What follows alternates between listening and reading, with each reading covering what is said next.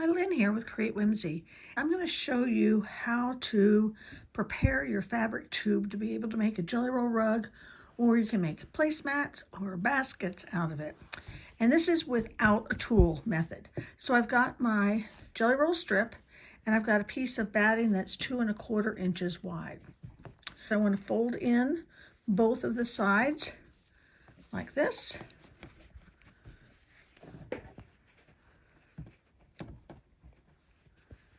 And then fold that in half. And then we want to stitch. So just put pressure foot down and stitch down the middle.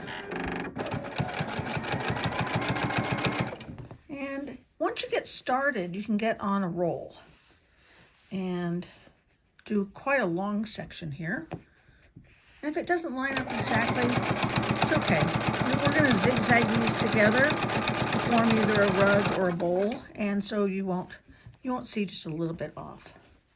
And you do that for all of your fabric strips that you've sewn together to make your jelly roll rug.